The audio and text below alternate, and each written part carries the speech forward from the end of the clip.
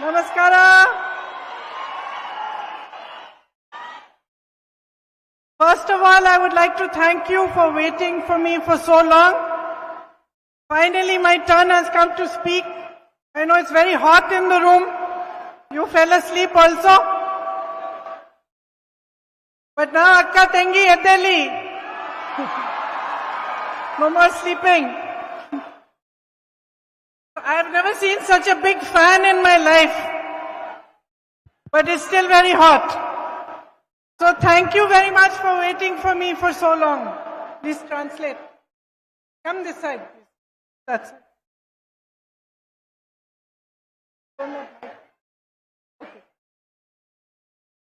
ಮೊದಲನೇದಾಗಿ ಕರ್ನಾಟಕ ರಾಜ್ಯದ ಮೂಲೆ ಮೂಲೆಯಿಂದ ಬಂದಂತ ಎಲ್ಲ ನನ್ನ ಅಕ್ಕ ತಂಗಿಯರಿಗೆ ಸ್ವಾಗತ ಮಾಡ್ತೀನಿ. ಹೇಳಿ ಎದ್ದೇಳಿ ಈ ಸಂದೇಶವನ್ನ ಕೊಡ್ಲಿಕ್ಕೆ ನಾನು ಕರ್ನಾಟಕಕ್ಕೆ ಬಂದಿದ್ದೇನೆ. Respected Shri Siddaramaiah ji, Shri D.K. Shivkumar ji, Shri Surjewala ji, Shri B.K. Hari Prasad ji, Shri H.B. Patil ji, Shri Muniappa ji, Shri H.K. Patil ji, Shri Dinesh Gundu Rao ji, Srimati Margaret Alva ji, Srimati D.K. Tara Devi ji, Srimati Netta D'Souza ji, all my sisters and colleagues on the stage, and all the leaders of the Congress party, sisters and brothers who have come to hear me. Welcome to this meeting.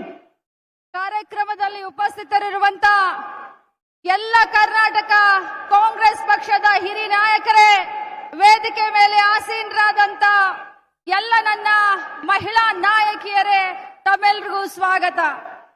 It is a great honor for me to be here today. You are the people of Karnataka. You are intelligent, hardworking, strong, and you have made the whole country proud. Madam, one more time, please. Sorry? One more time. You can repeat one more time, please. I said it is a great honor for me to be here today with all of you because you are the people of Karnataka. You are intelligent, hardworking, strong, resilient, and you have built this state which makes the whole country proud. ಇವತ್ತು ಕರ್ನಾಟಕ ರಾಜ್ಯ ಬಹಳಷ್ಟು ಹೆಮ್ಮೆ ಪಡ್ತಾ ಇದೆ. ಕರ್ನಾಟಕ ರಾಜ್ಯವನ್ನ ಹೆಮ್ಮೆ ಪಡಿಸುವಂತ ಕೆಲಸವನ್ನ ನೀವೆಲ್ಲರೂ ಮಾಡಿದಿರಾ ಅಂತ ಹೇಳಲಿಕ್ಕೆ ಬಯಸ್ತೇನೆ.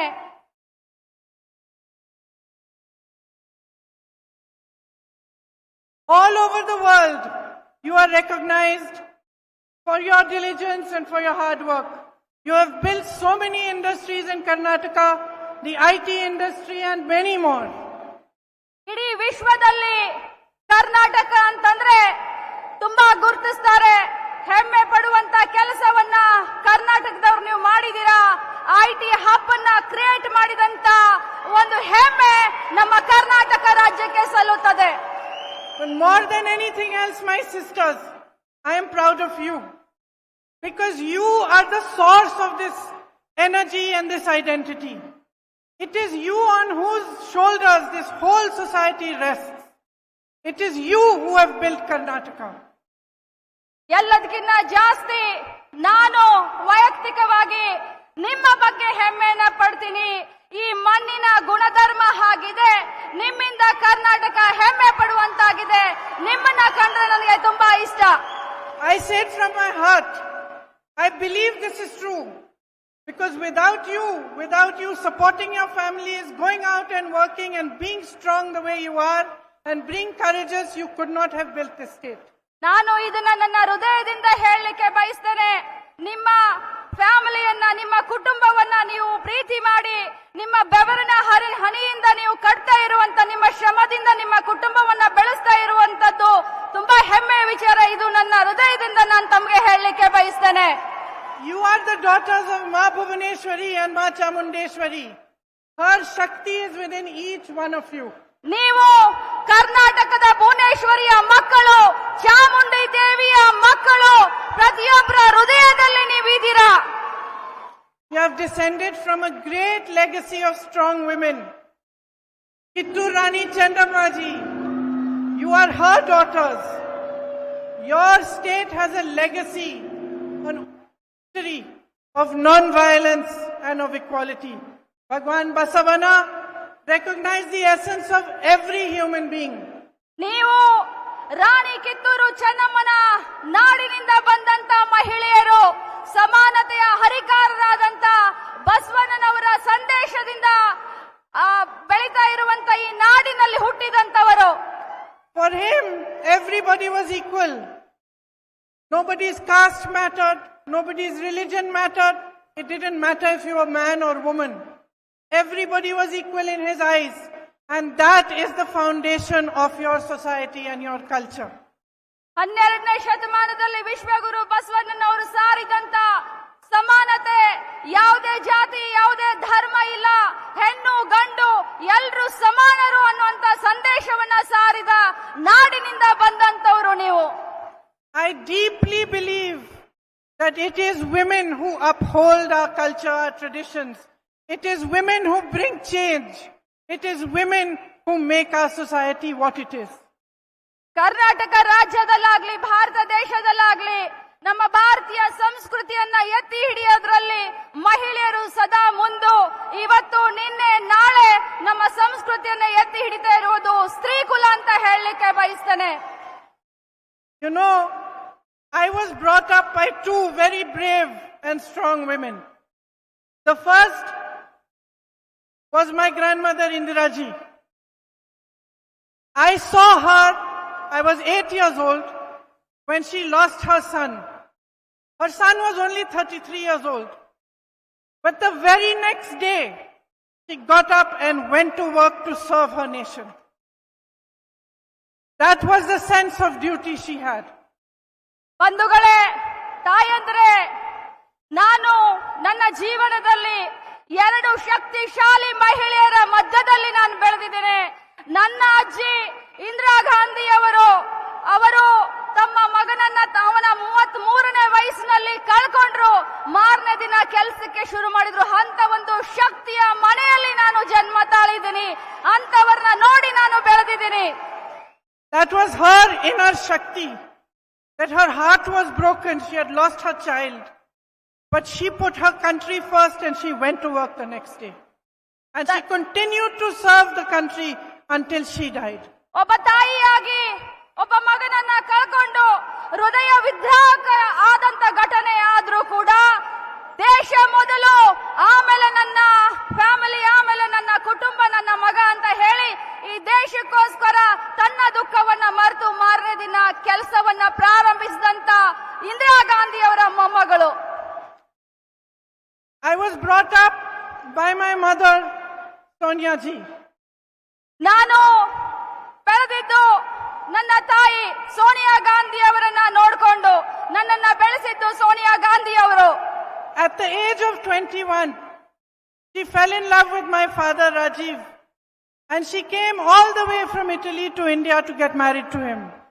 ಸೋನಿಯಾ ಗಾಂಧೀಜಿ ಅವರು ತಮ್ಮ 21ನೇ ವಯಸ್ಸಿಗೆ ರಾಜೀವ್ ಗಾಂಧಿ ಅವರ ಮೇಲೆ ಪ್ರೇಮಾಂಕುರವಾಗಿ ತಾನು ಹುಟ್ಟಿದಂತ ದೇಶ ಇಟಲಿಯನ್ನ ಬಿಟ್ಟು ಭಾರತ ದೇಶಕ್ಕೆ ಬಂದರು.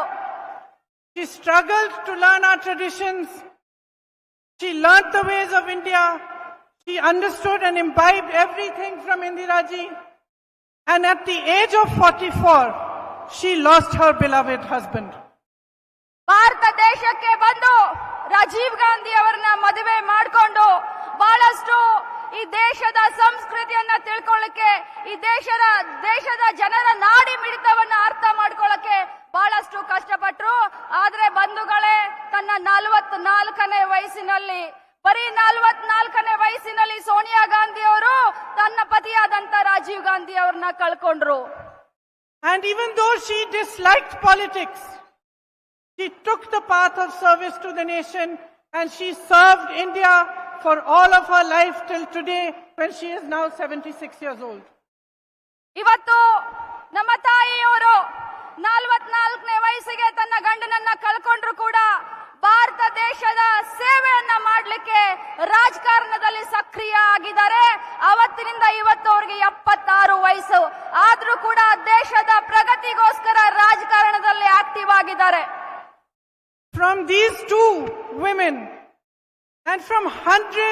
of women that I have met through my life. Ordinary women who struggle every day. ಈ ಇಬ್ಬರು ಮಹಿಳೆಯರು ಇಂದಿರಾ ಗಾಂಧೀಜಿ ಮತ್ತು ಸೋನಿಯಾ ಗಾಂಧೀಜಿ ಅವರನ್ನ ನೋಡಿ ಮತ್ತು ಅದಕ್ಕಿಂತ ಜಾಸ್ತಿ ದೇಶದ ಮೂಲೆ ಮೂಲೆಯಲ್ಲಿ ಪ್ರತಿಯೊಬ್ಬ ನನ್ನ ಅಕ್ಕ ತಂಗಿಯರನ್ನ ನೋಡಿ ನಾನು ರಾಜಕಾರಣ ಮಾಡ್ತಾ ಇದ್ದೇನೆ. I have learned one very important thing. ನಾನು ಬಹಳಷ್ಟು ಮುಖ್ಯವಾದಂತ ವಿಚಾರವನ್ನ ಕಲ್ಕೊಂಡಿದ್ದೀನಿ. No matter what happens to you in your life, no matter how big the tragedy you face, how deep your struggles are, whether they are at home or they are at work or outside, you have the capacity to stand up and fight for yourself.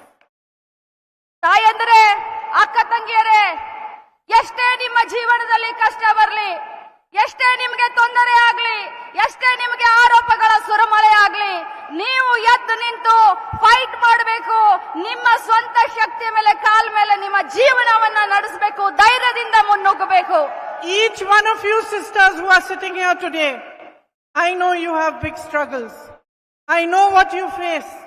And I know especially the kind of hardships you've been facing in the last few years.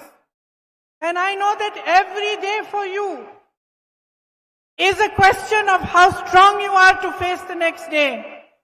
It is a question of your resilience and your ability to hold your family together, to fight for yourself and your family. ನನಗೆ ಗೊತ್ತು, ಇಲ್ಲಿ ಕುಳಿತಂತ ಪ್ರತಿಯೊಬ್ಬ ಮಹಿಳೆ ದಿನ ಬೆಳಗಾದ್ರೆ ಜೀವನವನ್ನ ಸಾಗಿಸ್ಲಿಕ್ಕೆ ಎಷ್ಟೊಂದು ಕಷ್ಟ ಪಡ್ತೀರಾ, ಎಷ್ಟೊಂದು ಸ್ಟ್ರಗಲ್ ಮಾಡ್ತೀರಾ ಅಂತ ನನಗೆ ಗೊತ್ತು. ಅದರಲ್ಲೂ ಕೂಡ 2 ವರ್ಷ ಕೋವಿಡ್ ಆದ ನಂತರ ತಮ್ಮ ಜೀವನವನ್ನ ನಡೆಸಲಿಕ್ಕೆ, ತಮ್ಮ ಕುಟುಂಬವನ್ನ ನಿರ್ವಹಣೆ ಮಾಡಲಿಕ್ಕೆ ತಾವೆಷ್ಟು ಕಷ್ಟ ಪಡ್ತಾ ಇದ್ದೀರ ಅನ್ನೋದು ನನಗೆ ಮನವರಿಕೆ ಆಗಿದೆ. But I know one thing. It is you and only you who can make a change.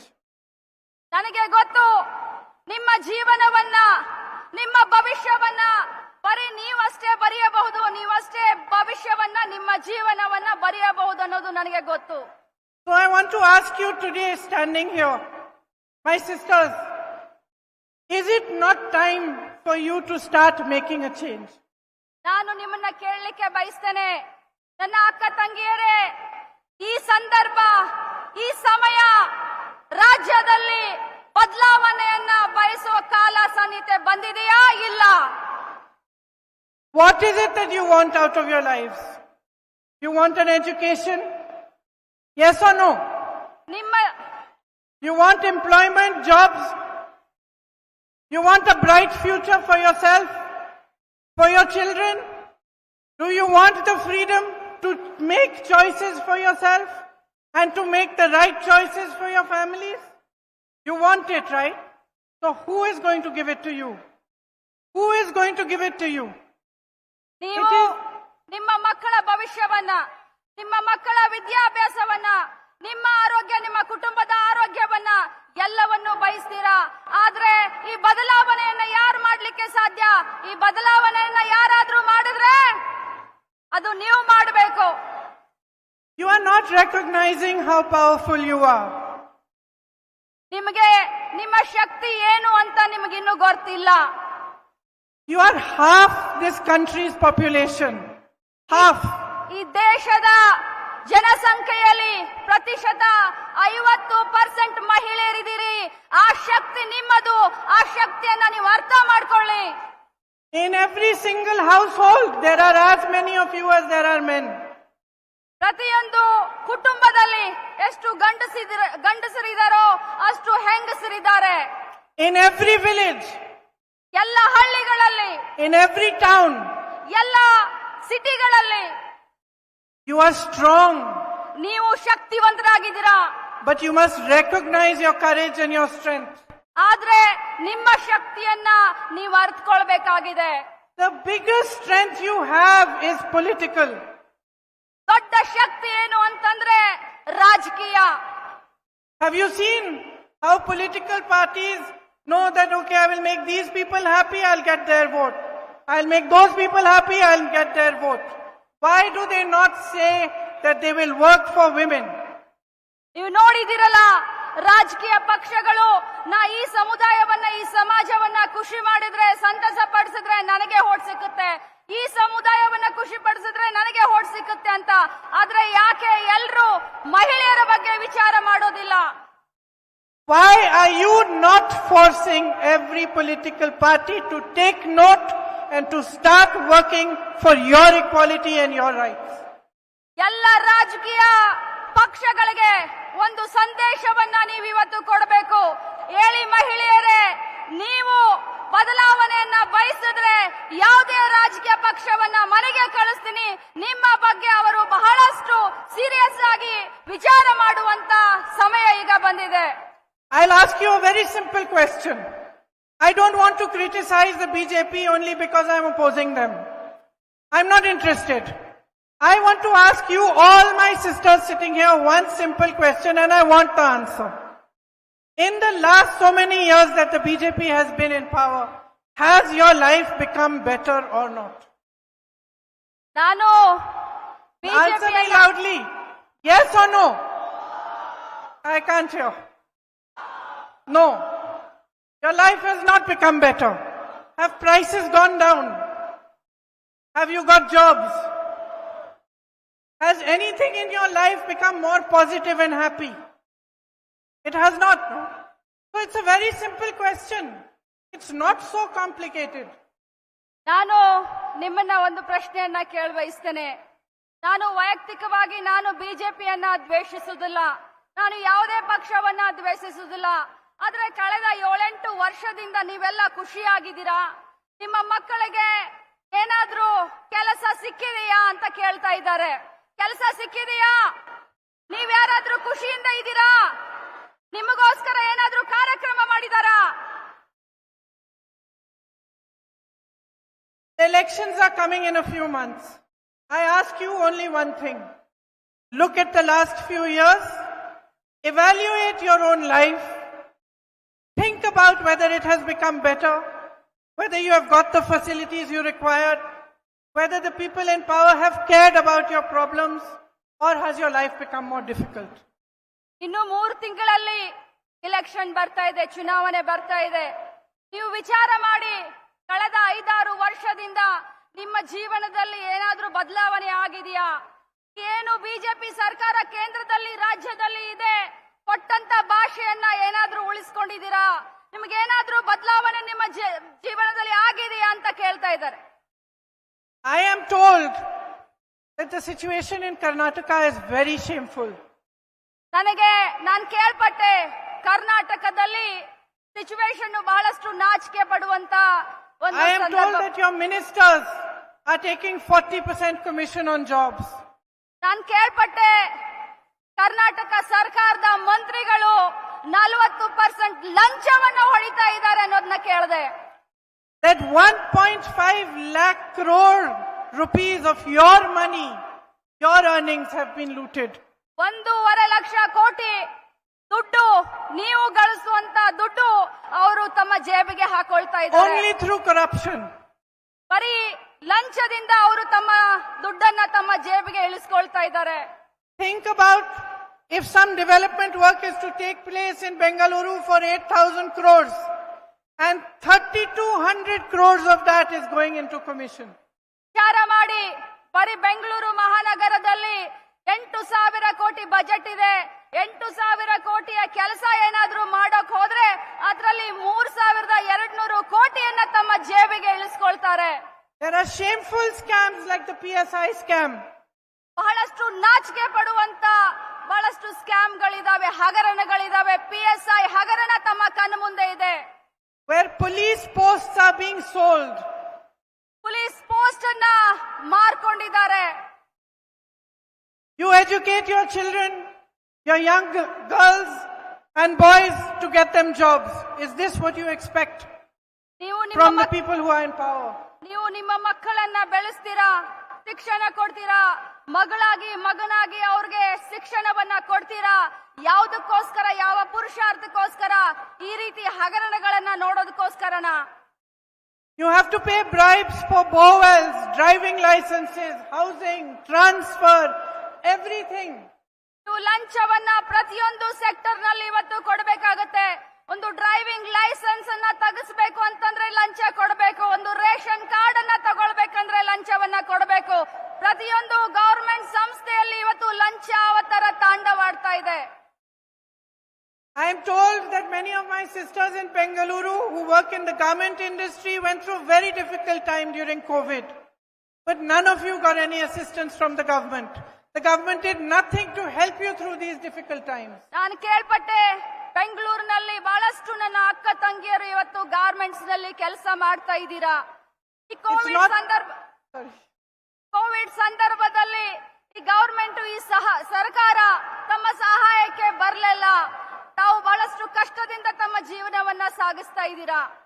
And it's not just the sisters who are working in Bengaluru or the roads of Bengaluru which are full of potholes, but it's farmers who are committing suicide because they cannot face the next day. 2.5 lakh posts of government jobs are lying vacant. They have not been filled. Crimes against women are sky high. I believe I have been told that it is 40 such crimes take place in a single day. ಇದು ಬರೀ ಬೆಂಗಳೂರಲ್ಲ, ಬೆಂಗಳೂರಿನ ಸುತ್ತಮುತ್ತಲು ಇರುವಂತ ಎಲ್ಲ ಮಹಿಳೆಯರ ಭವನ ಇದು. ಅದರಲ್ಲೂ ಕೂಡ 2.5 ಲಕ್ಷ ಸರ್ಕಾರಿ ನೌಕರಿಗಳನ್ನ ಈ ಸರ್ಕಾರ ಇನ್ನು ತುಂಬಿಕೊಂಡಿಲ್ಲ. ಬಹಳಷ್ಟು ರೈತರು ಆತ್ಮಹತ್ಯೆಯನ್ನ ಮಾಡ್ಕೊಳ್ತಾ ಇದ್ದಾರೆ. You know how much you have to get a gas cylinder for today and how much you used to get it for 5 years ago. Manmohan Singh ಅವರ ಸರ್ಕಾರ ಇದ್ದಾಗ, ರಾಜ್ಯದಲ್ಲಿ ಕೇಂದ್ರದಲ್ಲಿ ಯುಪಿಎ ಸರ್ಕಾರ ಇದ್ದಾಗ ಒಂದು ಸಿಲಿಂಡರ್ ಬೆಲೆ ಎಷ್ಟಿತ್ತು, ಈಗ ಒಂದು ಸಿಲಿಂಡರ್ನ ಬೆಲೆ ಎಷ್ಟಾಗಿದೆ ಅಂತ ತಮಗೆ ಗೊತ್ತಿದೆ. Life has become unaffordable. ಜೀವನ ಬಹಳಷ್ಟು ತುಟ್ಟಿಯಾಗಿದೆ. ಜೀವನ ನಡೆಸೋದು ಬಹಳಷ್ಟು ಕಷ್ಟ ಆಗಿದೆ. Whether it is fees, marriage ceremonies, competitive exams, everything has become a burden. ಯಾವುದೇ ಹಂತ ಇರಬಹುದು, ಯಾವುದೇ ಸೆಕ್ಟರ್ ಇರಬಹುದು, ಸ್ಕೂಲ್ ಫೀಸ್ ಆಗಿರಬಹುದು, ಕಾಲೇಜ್ ಫೀ ಆಗಿರಬಹುದು, ಮ್ಯಾರೇಜ್ ಸೆರೆಮನಿಗಳಾಗಿರಬಹುದು, ಏನೇ ಕಾರ್ಯಕ್ರಮಗಳನ್ನ ಮಾಡಿದ್ರು ಕೂಡ ಇವತ್ತು ಬೆಲೆ ಗಗನಕ್ಕೇರಿದೆ. But nobody is holding the government accountable. Nobody is asking them about these things. ಆದ್ರೆ ದುರ್ದೈವ, ಇವತ್ತಿನವರೆಗೂ ಗವರ್ಮೆಂಟ್ ಅನ್ನ ಯಾರು ಕ್ವಶನ್ ಮಾಡ್ತಾ ಇಲ್ಲ. ಯಾಕೆ ಬೆಲೆ ಏರ್ತಾ ಇದೆ ಅಂತ ಹೇಳಿ ಅವ್ರನ್ನ ಯಾರು ಕೂಡ ಕೇಳ್ತಾ ಇಲ್ಲ. So they are busy creating distractions, busy changing syllabus in textbooks, changing the teachings of Bhagwan Basavana in the textbooks, creating controversies rather than creating jobs. ಬಂಧುಗಳೇ, ಆ ಬೆಲೆ ಏರಿಕೆ ಬಗ್ಗೆ, ಇನ್ನೊಂದ್ರ ಬಗ್ಗೆ ತಾವೇನು ಕೇಳಬಾರ್ದು ಅಂತ ಹೇಳಿ ನಮ್ಮ ಮನಸ್ಸನ್ನ ವಿಚಲಿತಗೊಳಿಸ್ತಾ ಇದ್ದಾರೆ. ನಮ್ಮ ಓದಿನ ಒಂದು ಟೆಕ್ಸ್ಟ್ ಬುಕ್ ನಲ್ಲಿ ಏನೋ ಬದಲಾವಣೆಗಳನ್ನ ಮಾಡಿ ನಮ್ಮ ದಿಕ್ಕನ್ನ ಚೇಂಜ್ ಮಾಡುವಂತ ಕೆಲಸವನ್ನ ಬಿಜೆಪಿ ಸರ್ಕಾರ ಮಾಡ್ತಾ ಇದೆ. The entire policy functions to benefit a few business people. ಬಿಜೆಪಿಯ ಪಕ್ಷದ ಸಿದ್ಧಾಂತ ಬರೀ ಕೆಲವು ಬಂಡವಾಳಶಾಹಿಗಳಿಗೆ ಒಳ್ಳೆದಾಗಬೇಕು ಅಂತ ಕೆಲಸ ಮಾಡುವಂತದ್ದು. These few people become richer and richer and the rest of the country is becoming poorer and poorer. ಏನು ಬಂಡವಾಳಶಾಹಿಗಳನ್ನ ಬಿಜೆಪಿ ಅವರು ಬೆಳೆಸ್ತಾ ಇದ್ದಾರೆ, ಅವರು ದಿನದಿಂದ ದಿನಕ್ಕೆ ಶ್ರೀಮಂತರು ಆಗ್ತಾ ಇದ್ದಾರೆ. ಆದ್ರೆ ನನ್ನ ಭಾರತ ದೇಶ ಮಾತ್ರ ಬಡತನದಲ್ಲಿ ಮುಳುಗ್ತಾ ಇದೆ. All the sources for jobs have practically shut down. The PSUs have been sold to the Prime Minister's rich friends. ಬಹಳಷ್ಟು ಖಾಸಗೀಕರಣ ಆಗ್ತಾ ಇದೆ. ಎಲ್ಲ ಜಾಬ್ಗಳು ಇವತ್ತು ಮಾರಾಟಕ್ಕಿದೆ. ಎಲ್ಲ ಕ್ಷೇತ್ರವನ್ನು ಕೂಡ ಖಾಸಗೀಕರಣವನ್ನ ಮಾಡಿ ಎಲ್ಲ ಭಾರತ ದೇಶದ ಆಸ್ತಿಯನ್ನ ಮಾರ್ತಾ ಇದ್ದಾರೆ. Instead of giving incentives to agriculture where jobs can be produced, agriculture is suffering, farmers are suffering. ರೈತರಿಗೆ ಬಹಳಷ್ಟು ಕಷ್ಟ ಆಗ್ತಾ ಇದೆ. ಅವ್ರಿಗೆ ಸಬ್ಸಿಡಿಯನ್ನ ಕೊಡುವಂತ ಕೆಲಸ ಆಗಬೇಕು. And you know better than I do that small businesses and medium-sized businesses have suffered tremendously due to GST, demonetization and many of the policies of the government. Those are other sources of jobs. ನಮ್ಮ ಭಾರತ ದೇಶದ ಶಿಲ್ಪದಲ್ಲಿ small scale ಇಂಡಸ್ಟ್ರಿಗಳು ಕೂಡ ಬಹಳಷ್ಟು ಜವಾಬ್ದಾರಿಯನ್ನ ಹೊರ್ತವೆ. ಆದ್ರೆ GST ಆಗಿರಬಹುದು, demonetisation ಆಗಿರಬಹುದು, ಅವೈಜ್ಞಾನಿಕ ಇವರ ಒಂದು ಕೆಲಸಕ್ಕೆ ಅವೆಲ್ಲ ಇವತ್ತು ಕೂಡ ಶೀತಲಗೊಂಡಿದ್ದಾವೆ, ಕುಂಠಿತಗೊಂಡಿದ್ದಾವೆ. ಎಲ್ಲರೂ ಕೂಡ ತೊಂದರೆಯಲ್ಲಿದ್ದಾರೆ. And if you compare this to Congress governments, you see that the Congress brought in land reforms. It had leaders like Sri Devraj or ಬಂಧುಗಳೇ, ನಾನೊಂದು ಮಾತನ್ನ ನೆನಪಿಸ್ಲಿಕ್ಕೆ ಬಯಸ್ತೇನೆ. ಕಾಂಗ್ರೆಸ್ ಪಕ್ಷದ ಕಾರ್ಯಕ್ರಮಗಳು, ಅದರಲ್ಲೂ ಡಿ ದೇವರಾಜ್ ಅರಸ್ ಅವರು ಇದ್ದಂತ ಸಂದರ್ಭದಲ್ಲಿ ಉಳುವವನೇ ಹೊಲದ ಒಡೆಯ ಅನ್ನುವಂತ ಕಾರ್ಯಕ್ರಮವನ್ನ ತಗೊಂಡು ಬಂದ್ವಿ. It waived off loans for farmers. 8,000 crores of loans were waived off. The IT hub was built by the Congress party along with all your efforts and hard work, because the Congress party respected your hard work. ಬಂಧುಗಳೇ, Siddaramaiah sir ಮುಖ್ಯಮಂತ್ರಿ ಆದಂತ ಸಂದರ್ಭದಲ್ಲಿ ಸುಮಾರು 8,000 ಕೋಟಿಯ 50,000 ತಲಾ ರೈತರ ಸಾಲವನ್ನ ಮನ್ನಾ ಮಾಡಿ ರೈತರಿಗೆ ಚೇತನವನ್ನ ತುಂಬುವಂತ ಕೆಲಸವನ್ನ ಮಾಡಿದ್ರು.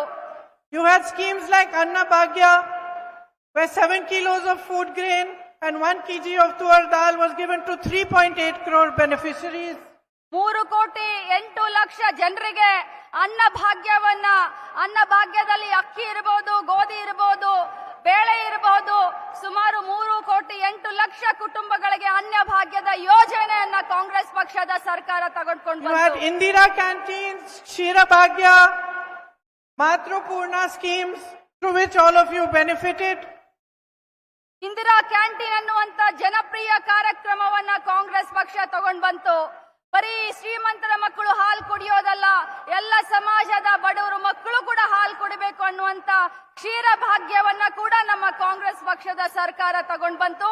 ಜೊತೆಯಲ್ಲಿ ಬಸರು ಹೆಣ್ಣು ಮಕ್ಕಳಿಗೆ ಮಾತೃಪೂರ್ಣ ಅನ್ನುವಂತ ಹೆಣ್ಮಕ್ಳ ಒಂದು ಸಶಕ್ತೀಕರಣಕ್ಕೆ ಪೌಷ್ಟಿಕ ಆಹಾರ ಸಿಗ್ಲಿ ಅನ್ನೋದಕ್ಕೆ ಮಾತೃಪೂರ್ಣ ಕಾರ್ಯಕ್ರಮವನ್ನ ಕೂಡ ನಮ್ಮ ಕಾಂಗ್ರೆಸ್ ಪಕ್ಷದ ಸರ್ಕಾರ ತಗೊಂಡ್ ಬಂತು. And so many other schemes like self-help group schemes, even Anganwadi workers and helpers, their wages were increased. So many things were done by the Congress party. Karnataka ರಾಜ್ಯದಲ್ಲಿ ಮಹಿಳೆಯರನ್ನ ಸಬಲೀಕರಣಗೊಳಿಸಲಿಕ್ಕೆ ಸ್ತ್ರೀ ಶಕ್ತಿ ಕಾರ್ಯಕ್ರಮವನ್ನ ತೆಗೆದುಕೊಂಡು ಬಂದಂತ ಒಂದು ಕೊಡುಗೆ ಯಾರ್ದಾದ್ರೂ ಇದ್ರೆ ಅದು ನಮ್ಮ ಕಾಂಗ್ರೆಸ್ ಪಕ್ಷದ ಸರ್ಕಾರದ ಕೊಡುಗೆ ಅಂತ ಹೇಳಲಿಕ್ಕೆ ಬಯಸ್ತೇನೆ. ಅದರ ಜೊತೆಯಲ್ಲಿ ಅಂಗನವಾಡಿ ಆಶಾ ಕಾರ್ಯಕರ್ತರ ವೇಜಸ್ ಅನ್ನ, ಅವರ ಪೇಮೆಂಟ್ ಅನ್ನ ಜಾಸ್ತಿ ಮಾಡುವಂತ ಒಂದು ಕೊಡುಗೆ ಕೂಡ ನಮ್ಮ ಕಾಂಗ್ರೆಸ್ ಪಕ್ಷದ್ದು ಅಂತ ಹೇಳಲಿಕ್ಕೆ ಬಯಸ್ತೇನೆ.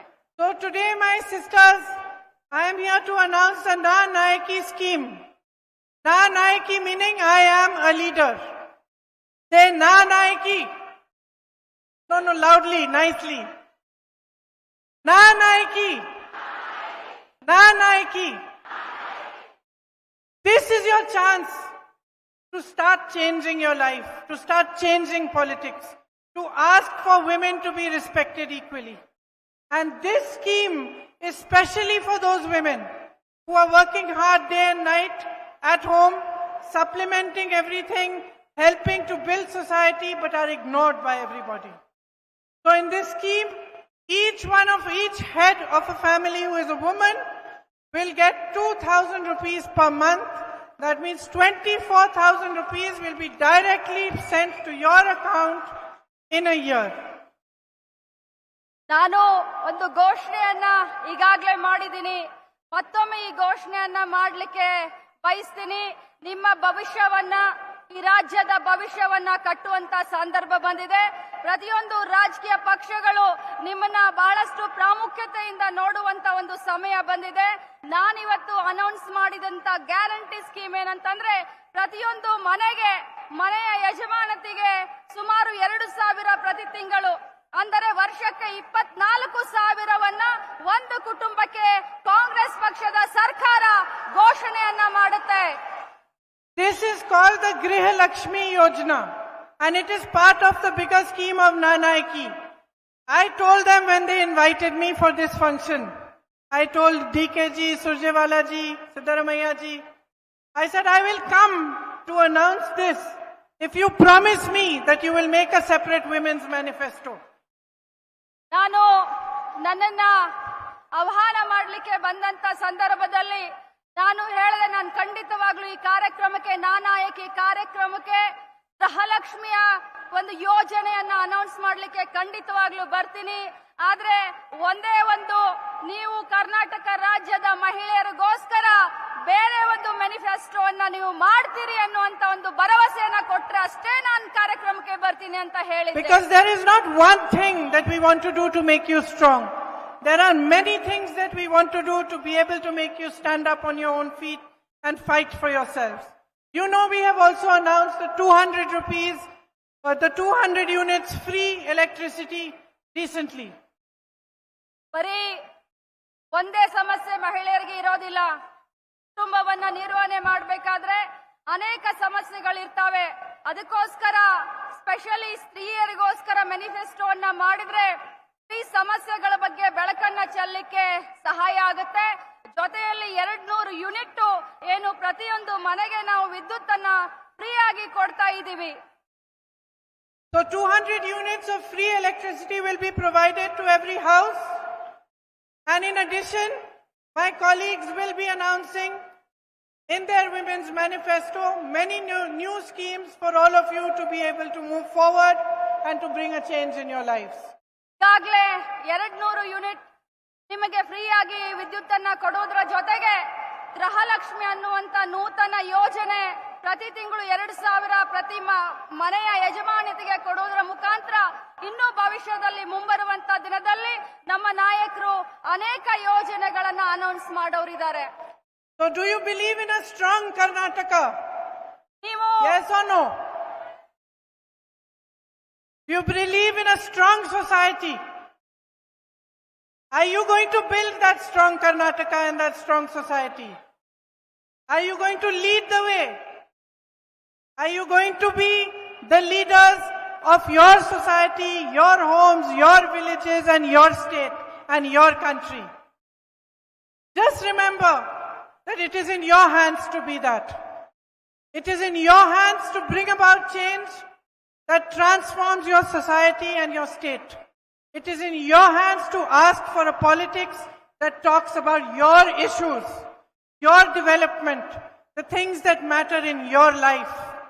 It tells you about progress, development, education, jobs. Those are the questions you must ask. And I'm going to ask you to promise me that in this election, this is what you are going to ask every politician who comes in front of you.